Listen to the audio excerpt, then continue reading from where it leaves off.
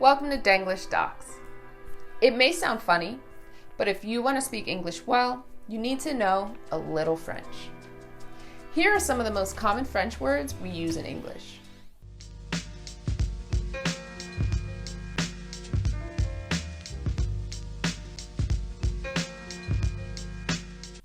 Let's start with the word clique, which we use in English to refer to an exclusive group of friends.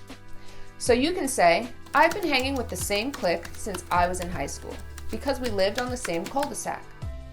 Cul-de-sac refers to a street that is closed at one end, also known as a dead end or a blind alley. Another French word we commonly use is beau. In French, it means handsome, but in English, it refers to a male lover or a boyfriend. For example, I want you to meet my new beau. We also use the word au pair, which means a nanny or babysitter who works for room and board. So you can say, I've just hired a new au pair to watch the kids. You've probably heard the word bouquet. In English, it means an attractively arranged bunch of flowers, often presented as a gift. For instance, I've picked a bunch of flowers so that I can make a beautiful bouquet to put on my bureau. Oui. If you're thinking bureau is the French word for a desk, you're right. However, in English, it refers to a desk or a government department.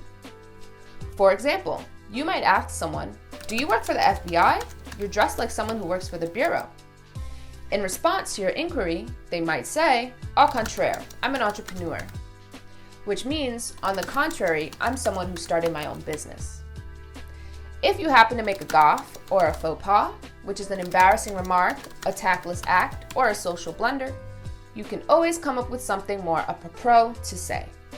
In English, apropos means appropriate, pertinent, relevant, or with regard to. For example, you can say, I can't think of a more apropos moment to make a toast. Remember, when using French words in English, it's always good to use a little panache. While the word panache refers to the plume on a hat in French, it means flamboyant style and flair in English. So you can say, I added a flower to my hat to give it a little panache. When it comes to fashion and art circles, we also use the French words avant-garde, couture. Avant-garde means new, unusual, or experimental. Couture means high fashion. So you can say, the artwork at the fashion show was avant-garde, and the clothing was couture.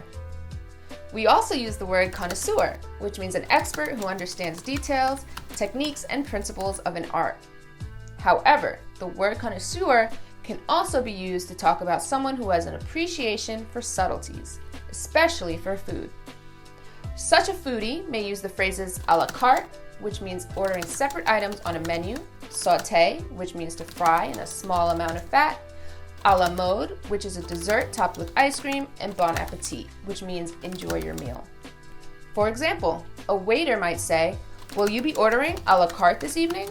We have a delicious shrimp sautéed in garlic and butter sauce, and for dessert, we have apple pie à la mode. Bon appétit! Try not to get that confused with bon voyage, which means have a good trip. While you're dining, you can tell a guest that you give them full authority to order whatever they want by using the phrase carte blanche. You can say, dinner's on me, carte blanche.